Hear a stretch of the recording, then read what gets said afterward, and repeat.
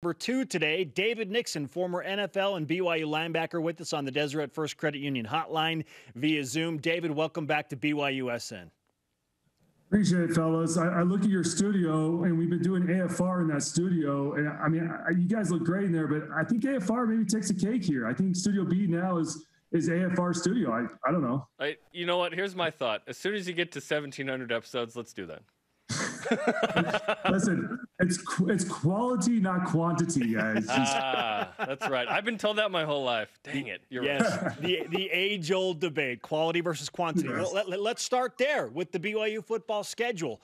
Quality versus quantity, because obviously at this point, BYU lost all of their Power 5 games, but Tom Homo has worked a mini miracle in getting 8 games on the schedule. Are you to the point right now, David, where you just don't care who it is, you just want to fill up the whole schedule and you want to go more with quantity, or do you still feel like there's time to get quality games on the schedule?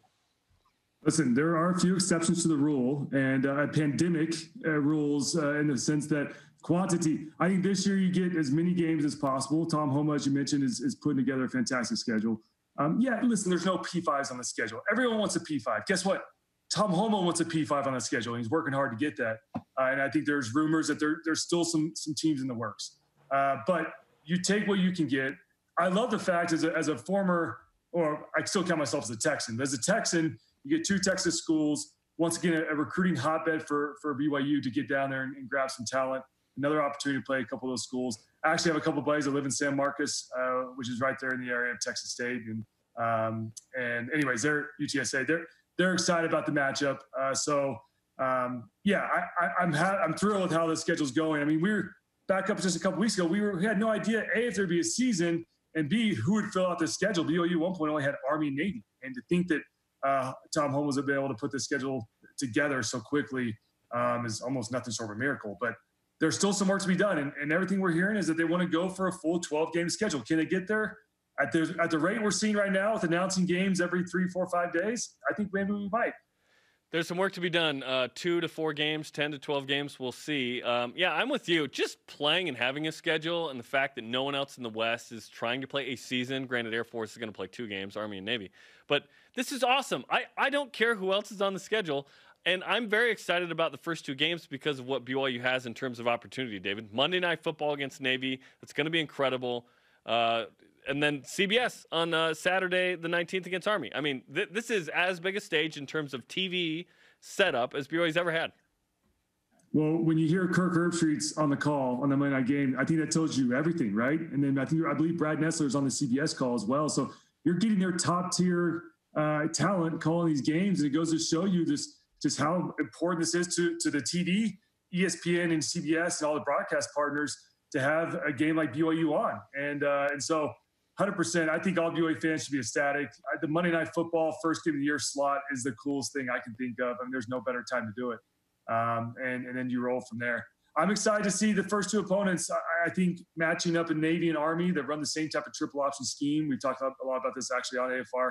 It's a huge advantage because then you can focus and really hone in on that specific defense.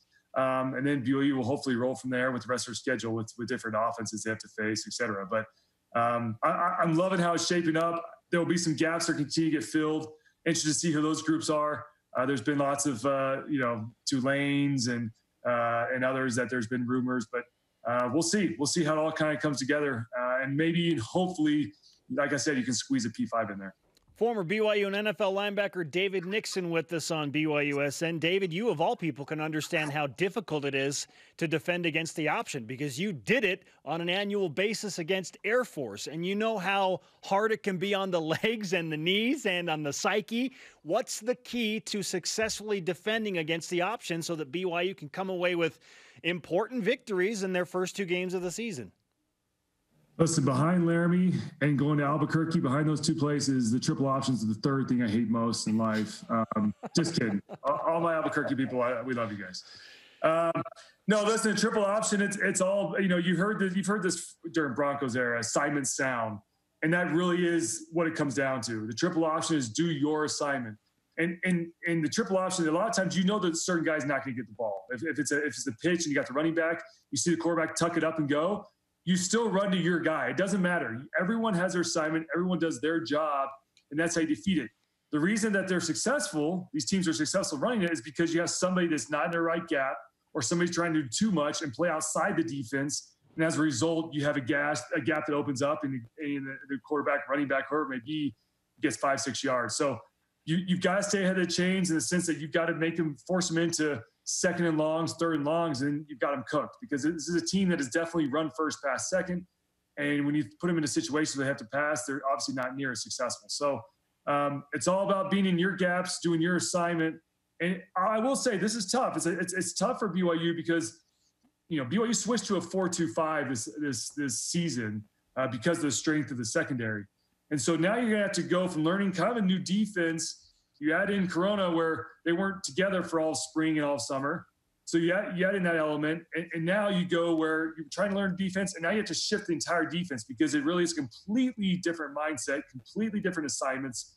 And so now you have to learn that in 2 weeks and shift back to the 4-2-5. So there's a lot of moving parts. And that's the job of Elisa Tuiaki and Ed Lamb, the rest of the defensive staff, to get these guys honed in and get them prepared and ready to face these first few opponents. And then they'll have to kind of change out of that mindset and get ready for the rest of the season. So I'm excited for the task.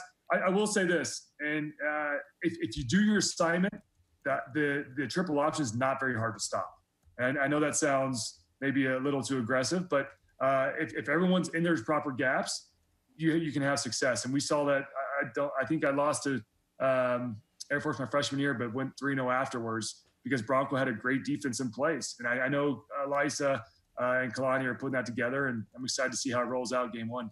8 games on the schedule right now. We've talked about how BYU, quote unquote, should at least go what we think is 6-2.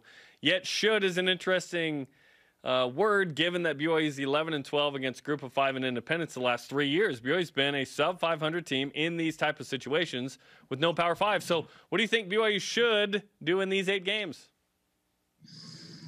I like 6-2. Listen, this is a team, as we've been breaking down on AFR, you realize BYU has a ton of talent coming back. I mean, especially in that defense.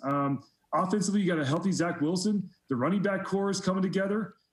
Receivers, we at one point we went down the receiver core with Romney, with Bushman, with Neil Powell. I mean, you got 6'4" receivers across the board. I mean, there's a lot of mismatches out there on the field for this BYU offense, and defensively, you got a lot of guys returning as well. So I think 6-2 is a pretty reasonable number. I think you shoot for the sky and go for 8-0. I don't see why not. I mean, this is a BYU team. I think they'll be very prepared going these games, and I know the track record's not great, as you alluded to, but I'm still optimistic they can put something together. It's going to be an interesting season. Like I said, a lot of storylines coming into this, and the fact that defensively you had a lot of guys that have been injured coming back for another year, a lot of experience, and of course the younger guys that didn't get to play or that played last year because of the injuries are all coming back with game experience, and so you throw that all in the mix, and now you create that depth. And I think that's something that BYU's been lacking, is depth over the last few years because of youngsters and injuries, et cetera. But now you kind of bring all that back together, and you put together a team that I think